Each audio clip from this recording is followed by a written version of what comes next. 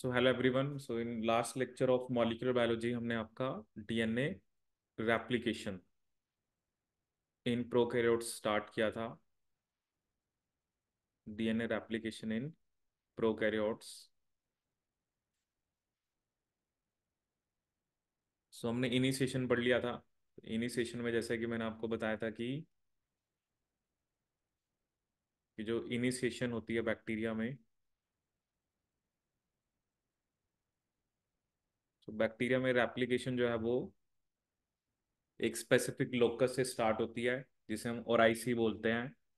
तो हमने वो देखा था और देखा था कि ओराइसी के अंदर वी हैव 245 बेस पेयर। कितने बेस पेयर होते हैं आपके? 245 बेस पेयर। ठीक है, और आईसी में कितने बेस पेयर होते हैं आपके? 245 बेस पेयर। और इसमें हमने देखा था ना, एक तो आर साइट्स थी जहाँ पर आके डीएनए ए लगता है, और बेसिकली इनमें 9 बेस पेयर थे और ये 4 थी। और एक हमने डिस्कस किया था कि 13 बेस पेयर वाले 3 सीक्वेंसेस होते हैं, जिसे हम क्या बोलते हैं? DNA unwinding element. ठीक है, सबसे पहले जो डीएनए ए होता है वो अनबाइंडिंग कराता है। ठीक है, फिर हमने पढ़ा था एक DNA B. DNA B helicase होता है, और डीएनए सी इसको लोड कराता है, डीएनए बी को। ठीक है, एंड उसके अलावा उसके बाद तो फिर वही सिंगल स्ट्रैंड बाइंडिंग प्रोटीन्स आके लगते हैं। पॉलीमरेज आपका 3 आएगा, क्योंकि polymerase 3 is the main replication enzyme in bacteria. So हमने डीएनए पॉलीमरेज 3 की बात की थी। एंड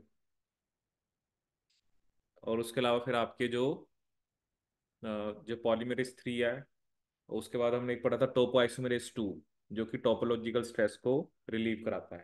ठीक है, फिर एक हमने कंसेप्ट बात करी थी कि मिथाइलेशन ऑफ जीएटीसी। ठीक है, जीएटीसी के अंदर जो एडेनिन होता है, जो जीएटीसी में जो एडेनिन है, उसकी N6 पोजीशन पे मिथाइलेशन होती है, जो कि कौन कराता है? आपका डायमिथाइलेज। और ये भी हमने डिस्कस किया था कि जीएटीसी मिलने के चांसेस वैसे कितने हैं? 1 in 256। बट 245 बेस पेयर के ओरिजिन के अंदर ये जीएटीसी आपका 11 टाइम्स प्रेजेंट होता है। ठीक है, तो ये हमने डिस्कस किया था इनिशिएशन के बारे में। जैसे अभी एक बार अभी नेट में एक क्वेश्चन भी आया था रिसेंटली ना, उसने ना ये दोनों चीज़ें उल्टी की हुई थी। उसने क्या कहा था कि जो 13 बेस पेयर वाला है वहां पे डीएनए ए आके लगता है। ये गलत था, क्योंकि 9 बेस पेयर वाले जो आर साइट्स होते हैं ना, वहां पे डीएनए ए आके लगता है। तो डीनेचुरेशन 13 बेस पेयर वाले की होती है, उसमें उसने लिखा हुआ था 9 बेस पेयर वाले की होती है, तो इस चीज को उल्टा लिखा हुआ था। और क्वेश्चन में यही पूछा था कि इनमें से कौन सी स्टेटमेंट इनकरेक्ट है। ठीक है, तो वो एग्जाम में क्वेश्चन आया था, तो उसने इन्हीं दोनों चीजों को उल्टा लिखा हुआ था। तो अगर आप ध्यान से आपने पढ़ा होगा तो आप उस स्टेटमेंट को तभी आप जज कर पाते। अब नेक्स्ट हमने क्या पढ़ना है? एलोंगेशन। नेक्स्ट हमने क्या पढ़ना है आपका? एलोंगेशन। सो ऑब्वियसली हमें प्राइमर चाहिए, क्योंकि जो डीएनए पॉलीमरेज होता है, तो ये हमने डिस्कस किया था कि उसको एक टैम्पलेट चाहिए और उसको एक 3' OH ग्रुप चाहिए। और 3' OH ग्रुप कौन प्रोवाइड करेगा? आपका प्राइमर। ठीक है, सो एलोंगेशन की बात करते हैं। So leading strand synthesis, leading strand synthesis, comma, leading strand synthesis, comma, the most straightforward of the two, the most straightforward of the two, straightforward of the two, comma, begins with the synthesis by primase, begins with the synthesis by primase, in bracket DNA G protein, DNA G protein. ठीक है, so leading strand synthesis, comma, the most straightforward of the two begins with the synthesis by primase, that is your DNA G of a short, of a short 10 to 60, 10 to 60 nucleotide, 10 to 60 nucleotides, RNA primer, RNA primer at the replication origin, at the replication origin, at the replication origin. ठीक है, so leading strand synthesis comma the most straightforward the two. तो यहाँ पर पहले primase आके primer बनाएगा। ठीक है, सो जो डीएनए जी है, DNA G interacts with DNA B helicase, DNA G interacts with, interacts with DNA B helicase, DNA B helicase to carry out this reaction, to carry out this reaction, this reaction, comma, and the primer is synthesized, and the primer is synthesized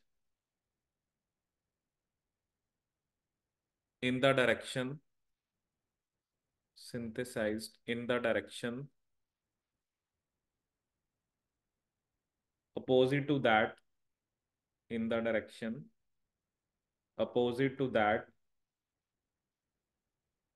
in which, opposite to that in which DNA B helicase is moving. ठीक है, तो जिस direction में helicase जाता है उससे opposite direction में आपका प्राइमेज जाता है, opposite to that in which DNA B helicase is moving. ठीक है, तो मतलब प्राइमर बनने की डायरेक्शन और हेलिकेज की मूवमेंट की डायरेक्शन आपकी अपोजिट होती है। ठीक है, अब इसमें नेक्स्ट पॉइंट ये है कि चलो, क्योंकि पॉलीमरेज ने तो दोनों स्टैंड पे डीएनए बनाना है, लीडिंग पे भी लैगिंग पे भी। सो अब जैसे कि मैंने आपको बेसिकली दिखाया भी था कि जैसे अगर ये लीडिंग स्टैंड है और ये लैगिंग स्टैंड है तो यहाँ पे तो डीएनए ऐसे बनना है और यहाँ पे डीएनए ऐसे बनना है। ठीक है, मतलब ये 5' to 3' लीडिंग स्टैंड पे ये होता है और लैगिंग स्टैंड पे 5' to 3' ऐसे होता है। ठीक है, मतलब बनना 5 to 3 है, बट लीडिंग स्टैंड के लिए 5' to 3' और जो लैगिंग स्टैंड पे 5' to 3' है वो अपोजिट है। ठीक है, सो यहाँ पर अभी हम यही डिस्कस करेंगे कि पॉलीमरेज 3 कैसे दोनों जगह पे डीएनए बना पाता है। ठीक है, तो ये भी पहले हम एक दो पॉइंट लिखते हैं और उसके बाद फिर मैं आपको डायग्राम से ये दिखाऊंगा। The complexity, the complexity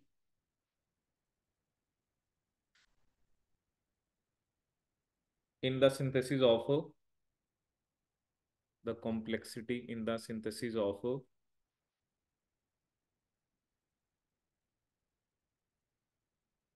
Okazaki fragments,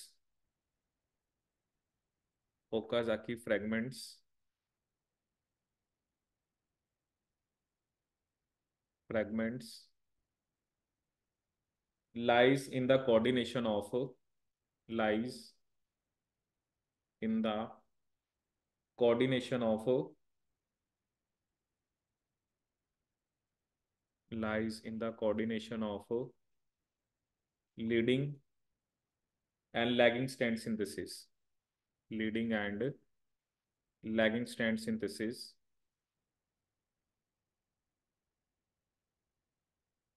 leading and lagging strand synthesis. Both strands are produced by, both strands are produced by, are produced by a single asymmetric, single asymmetric DNA polymerase 3 dimer, single asymmetric DNA polymerase 3 dimer ठीक है, so both strands are produced by single asymmetric DNA polymerase 3 dimer, comma, this is accomplished by, this is accomplished by looping the DNA of the lagging strand, by looping the DNA of the lagging strand.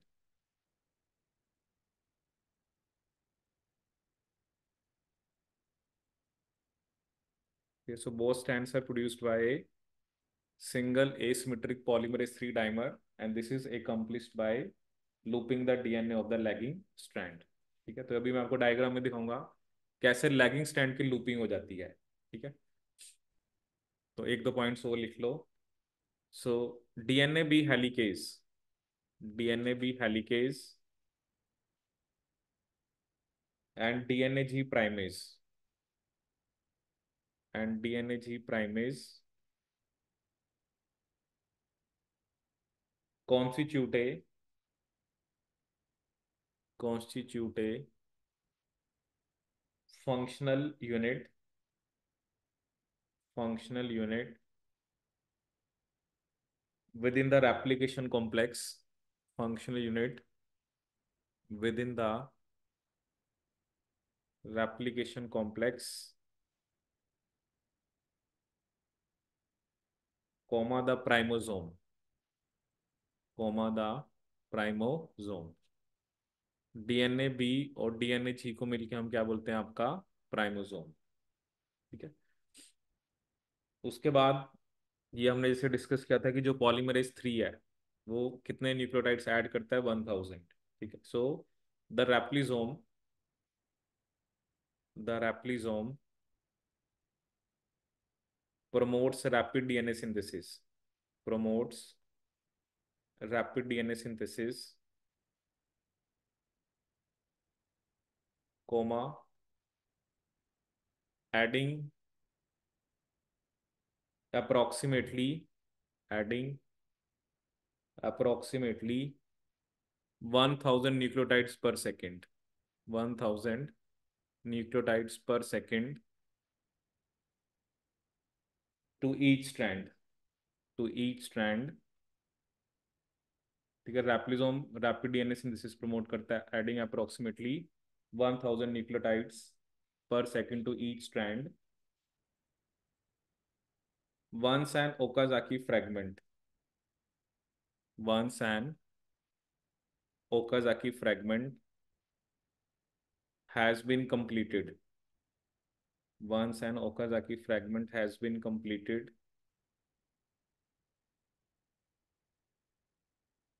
its primer is removed, its primer is removed,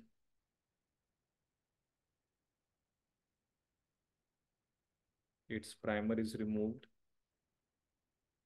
and replaced with DNA,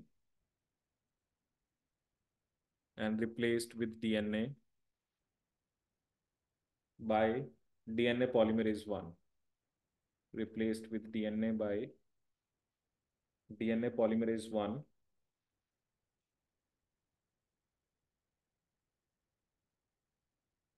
comma, and the remaining nick is sealed by DNA ligase, and the remaining nick is sealed by DNA ligase, is sealed by DNA ligase।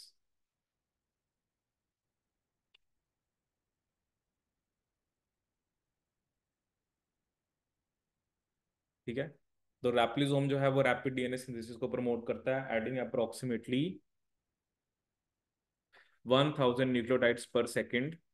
ठीक है, अब देखो क्या होता है ना, जो जैसे अब रेप्लिकेशन कंप्लीट होगी बट आपको आरएनए प्राइमर्स को हटाना है। सो जो ओकाजाकी फ्रेगमेंट है उसमें प्राइमर्स को जो रिमूव करता है, क्योंकि जो क्योंकि आरएनए प्राइमर्स को तो आपको रिमूव करना पड़ेगा ना, क्योंकि प्राइमर तो आरएनए है, बनाना अपने डीएनए है। सो जो पॉलीमरेज 1 होता है उसके पास एक एक्टिविटी हमने पढ़ी थी 5' to 3' एक्सोन्यूक्लियस एक्टिविटी, वो एक्टिविटी आरएनए प्राइमर्स को हटाती है, और उसकी जगह नया डीएनए भी कौन बनाता है आपका, पॉलीमरेज 1। और उसके बाद जो निक है, मतलब जो फ्रैगमेंट्स है, उनको कौन लाइगेट कराता है, आपका डीएनए लाइगेस। ठीक है।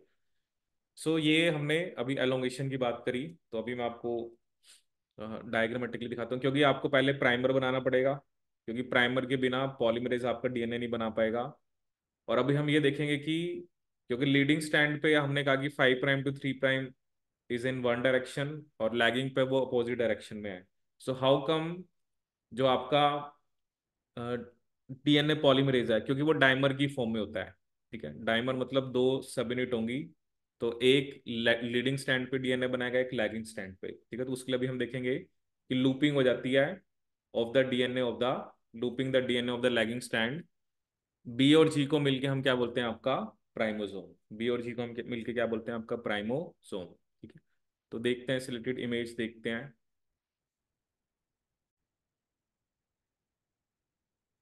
ये तो यहाँ पर ये आप इमेज देख सकते हो। जैसे भी ये तो लीडिंग स्टैंड है, तो यहाँ पे तो डीएनए कॉन्टिन्यूसली बन रहा है। तो ये जो ग्रीन में है ये पॉलीमरेज है। अब वही था ना, मैंने आपको कहा था कि क्योंकि लैगिंग स्टैंड पे तो 5 to 3 अपोजिट डायरेक्शन में है, तो होता है कि इसकी ना लूपिंग हो जाती है। ठीक है, सो लूपिंग को हम क्या बोलते हैं, लैगिंग स्टैंड ट्रोम्बोन लूप। अब लूपिंग के बाद देखो दोनों पे जो 5' to 3' अब आपका सेम डायरेक्शन में है। ठीक है, इधर भी इस डायरेक्शन में है, और इधर भी सेम डायरेक्शन में है। So this is how polymerase 3 will be able to make DNA on both strands, क्योंकि डीएनए रेप्लिकेशन 5' to 3' ही होती है, चाहे लीडिंग है चाहे लैगिंग है। लेकिन मैंने आपको वही बताया ना कि क्योंकि दोनों स्ट्रैंड्स एंटी पैरेलल हैं, तो उसका 5 to 3 इधर है, तो वैसे उसका अपोजिट होता है। बट ऐसे लूपिंग होने से पॉलीमरेज 3 दोनों पे पैरेलली आपका डीएनए बना लेता है। ठीक है, तो ये याद रखना कि लूपिंग लैगिंग स्ट्रैंड की होती है, ना कि लीडिंग स्ट्रैंड की। ठीक है। ठीक है, और इसके अलावा जैसे मैंने आपको ये अलग अलग टाइप के जो हमने डिस्कस किया अभी तक, ठीक है, एक बार ये भी देखते हैं। इसमें एक दो चीज़ें हमने और भी ऐड करनी है कि proteins involve in DNA replication. ठीक है, तो अभी तक हमने डीएनए ए पढ़ा, जो कि सबसे पहले आता है, क्योंकि ये ही आकर बाइंड करता है आपकी आर साइट्स पे। हेलिकेज इस डीएनए बी। डीएनए सी का काम क्या होता है, वो डीएनए हेलिकेज को लोड करता है। ठीक है, फिर उसके बाद हमने देखा था एसएसबी। एसएसबी क्या होता है आपका, सिंगल स्टैंड बाइंडिंग प्रोटीन। ठीक है, सिंगल स्टैंड बाइंडिंग प्रोटीन। देखो बस मैंने आपको ये बताया ना, जिस डायरेक्शन में हेलिकेज काम करता है और प्राइमेस की डायरेक्शन अपोजिट होती है, बस ये आप याद रखना। SSB single stand binding protein है, प्राइमेस कौन सा आपका, डीएनए जी। ठीक है, फिर एक यहाँ पर इन्होंने आरएनए एच बता रखा है, जो कि पार्शियल रिमूवल करता है आरएनए प्राइमर्स को। बट हमने एक वो भी डिस्कस करा है कि जो पॉलीमरेज 1 है, उसका भी आपका जो जो पॉलीमरेज 1 होता है, उसमें जो उसके पास 5' to 3' एक्सोन्यूक्लियस एक्टिविटी होती है, जो आरएनए प्राइमर्स को रिमूव करती है और उसकी जगह नया डीएनए बनाती है। अब मेन यहाँ पर आपको देखना है पॉलीमरेज 3। ठीक है, मेन आपको क्या देखना है यहाँ पे, पॉलीमरेज 3। ठीक है, अब देखो यहाँ पर क्या क्या क्या उसने शो कर रखा है कि बेसिकली ये जो जो पॉलीमरेज 3 है, जैसे इसमें आप देखो, इसमें एक है अल्फा। अल्फा सब यूनिट कौन सी है जो आपको ये दिख रही है, दैट इज बेसिकली, अगर हम यहाँ पर इसको दिखाएं, तो अल्फा सब यूनिट आपकी ये वाली है। ठीक है, ये आपकी अल्फा है। इसका काम क्या बताया उसने कि अल्फा सब यूनिट क्या करती है आपकी, इस ये स्टैंड एलोंगेशन करती है। अल्फा सब यूनिट क्या करती है आपकी, स्टैंड एलोंगेशन। ठीक है, तो ये आपका अल्फा है। ठीक है, फिर उसने क्या लिखा, epsilon, that is kinetic proof reading. तो एप्साइलन आपका ये है। ठीक है, थीटा अननोन है, बट ये कोर एंजाइम का पार्ट होता है। ठीक है, अब मेन यहाँ पर क्या है, ये जो बीटा, ठीक है, ये होता है स्लाइडिंग क्लैम्प। ठीक है, जैसे आप देख रहे हो इधर भी एक बीटा है, ये दो दिखा रखे हैं उसने ना, और इधर भी एक बीटा है। ठीक है, क्योंकि क्या स्लाइडिंग क्लैम्प का मतलब क्या होता है ना, कि ये प्रोसेसिविटी को बढ़ाता है। ठीक है, और ये जो नीचे वाली सारी है ना, ये जनरली किस में आती है, ये सब अभी आप देखोगे, जैसे गामा, डेल्टा, डेल्टा प्राइम, काई एंड साई, ये सब क्या करती हैं, दे स्लाइडिंग क्लैंप को वो लोड करती हैं। ठीक है, स्लाइडिंग क्लैंप कौन सा, हमारा बीटा। मतलब ये इसको ना पकड़ के रखता है ताकि प्रोसेसिविटी ज़्यादा रहे। ठीक है। और इन सबको जो लोड है वो ये सारे कराते हैं। ठीक है। Loading of sliding clamp. और जो टाउ है, टाउ सब यूनिट यहाँ पे आप देख रहे हो जो ये आपकी ग्रीन में है, ये डाइमराइजेशन करा रहा है कोर एंजाइम की। ठीक है। तो ये आप याद रखना कि जो यहाँ पर स्लाइडिंग क्लैंप है, ठीक है, क्लैंप का फंक्शन कौन करता है आपका, बीटा। और इसकी वजह से ना प्रोसेसिविटी बढ़ती है, इसकी वजह से क्या बढ़ती है आपकी, प्रोसेसिविटी। ठीक है। मतलब मेन क्लैंप का मेन काम ये होता है कि ना ये पॉलीमरेज को डीएनए से डिसोसिएट नहीं होने देता। ठीक है ना। क्लैंप का मेन फंक्शन क्या है, इट प्रिवेंट्स, जो हम ये स्लाइडिंग क्लैंप कह रहे हैं ना, sliding clamp prevents dissociation of polymerase 3 from, sliding clamp prevents dissociation of,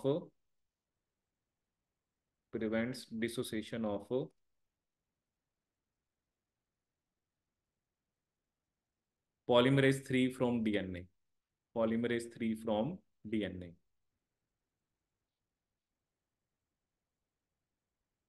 ठीक है।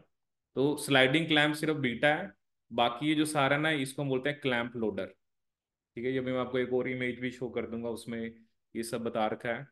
लाइगेज हमने डिस्कस कर लिया, जो कि which is responsible for your, किसके लिए रिस्पॉन्सिबल है आपका, that is responsible for ligation. ठीक है।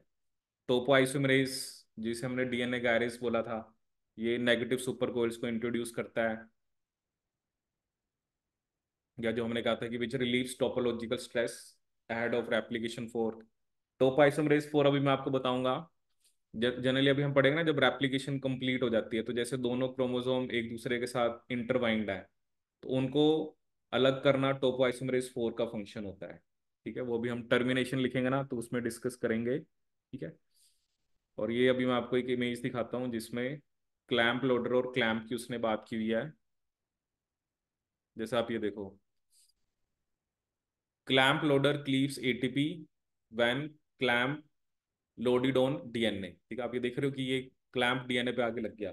ये सारा का सारा आपका क्लैंप लोडर है, जो बाकी सब यूनिट्स हैं। उसके बाद आप देखो, उसके बाद यहाँ पर कोर एंजाइम आके लगता है। ठीक है। जिसमें अल्फा, एप्सिलॉन, थीटा। ठीक है। और फिर आप देख सकते हो कि जो ये देखो, ये स्लाइडिंग क्लैंप है। ठीक है। और ये दोनों अलग अलग हैं। और टाउ, टाउ के साथ क्या होता है, tau plus second core joins to give asymmetric dimer. ठीक है। तो स्लाइडिंग क्लैंप डीएनए के साथ आगे लग जाता है। और उसके बाद आपका पॉलीमरेज, ये देखो ना, ये लीडिंग स्टैंड बनाएगा, लैगिंग स्टैंड बनाएगा। ठीक है।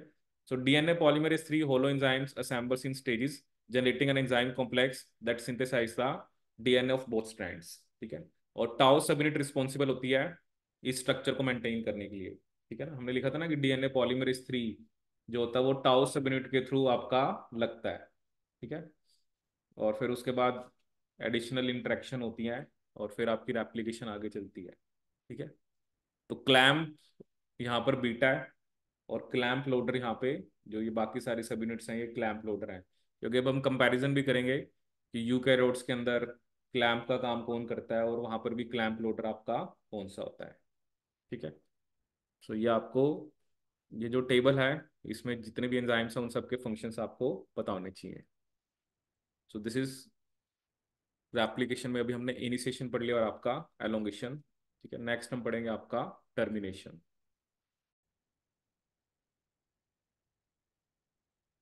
तो next we have that is termination. So इसमें लिखिए eventually comma, eventually comma the two replication forks, the two replication forks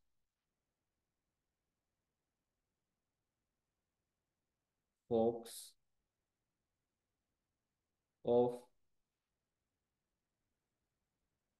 the circular E. coli chromosome, of the circular E. coli chromosome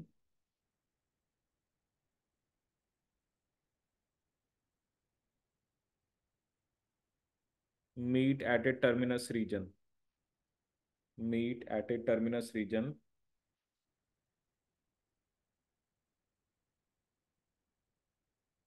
containing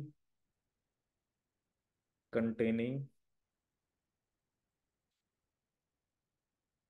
multiple copies containing multiple copies of 20 base pair sequence multiple copies of 20 base pair called TER sequence called TER.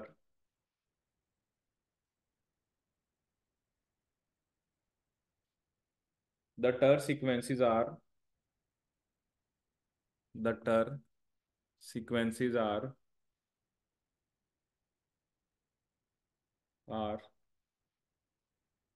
arranged on the chromosome arranged on the chromosome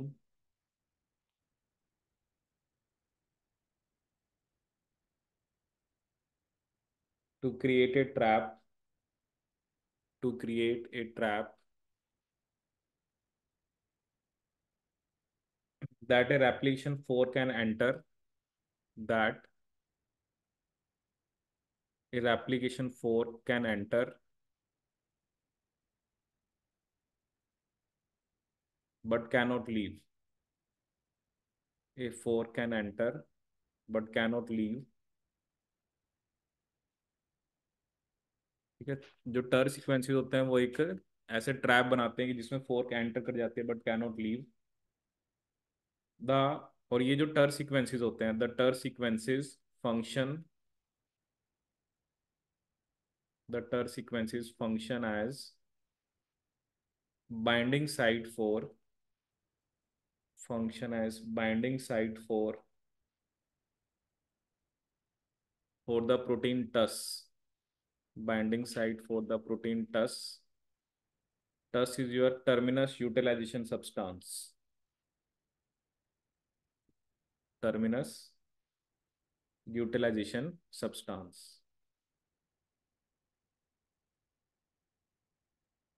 Terminus utilization substance. तो यहाँ पे आगे टस लग जाता है। और ये जो कॉम्प्लेक्स होता है द टर टस कॉम्प्लेक्स द टर टस complex can arrest a replication can arrest a replication from one direction only can arrest a replication from one direction only। ठीक है ना, क्योंकि हमने देखा था कि इसमें रेप्लिकेशन बाई डायरेक्शनल होती है।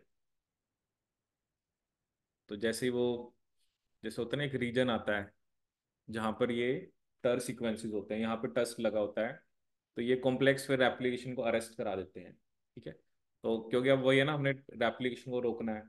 उसके बाद जो ऑब्वियसली अब दो क्रोमोसोम है सर्कुलर, जैसे एक ये है और एक उसकी कॉपी बनी है, तो ये तो आपस में क्या है, इंटरवाइंड है, क्योंकि एक दूसरे के साथ अभी ये जुड़े हुए हैं। और you can say they are topologically interlinked they are topologically interlinked. Or you can say them they are catenated. इसे हम क्या बोलते हैं, कैटिनेटेड कैटिनेटेड। ठीक है। तो इसके बाद क्या होगा, जो आपका डीएनए टोपोआइसोमेरेज 4 है, डीएनए जो टोपोआइसोमेरेज 4 है वो क्रोमोसोम को क्या करा देगा आपका, सेपरेट सेपरेटेड क्रोमोसोम्स। तो दोनों क्रोमोसोम क्या हो जाएंगे आपके, सेपरेट। ठीक है। सो दिस इज हाउ जो जो आपकी रेप्लिकेशन है वो बैक्टीरिया में टर्मिनेट हो जाती है। अब दोनों क्रोमोसोम जो है वो अपने रिस्पेक्टिव सेल्स में चले जाएंगे। ठीक है। तो यही होता है जनरली, यही क्वेश्चंस आते हैं प्रोकैरियोट्स में। आपको अलग अलग जो प्रोटीन्स हमने पढ़े उसके बारे में पता होना चाहिए। जैसे क्लैम्प लोडर की हमने बात करी, क्लैम्प क्या होता है, तो इस टाइप के क्वेश्चन सब एग्जाम में आते हैं। ठीक है। तो आपको पॉइंट्स क्लियर होने चाहिए, डीएनए रेप्लिकेशन कौन से डायरेक्शन में होती है, प्राइमेज हेलिकेज की जैसे अभी हमने बात करी, ठीक है, जैसे अभी ये क्वेश्चन की जब बैक्टीरिया में डीएनए रेप्लिकेशन कंप्लीट होगी तो आरएनए प्राइमर्स को कौन रिमूव करता है, उनकी जगह नया डीएनए कौन बनाता है, और लास्ट में हमने क्या डिस्कस किया, आपका टर्मिनेशन, ठीक है। So with this we complete your replication in prokaryotes.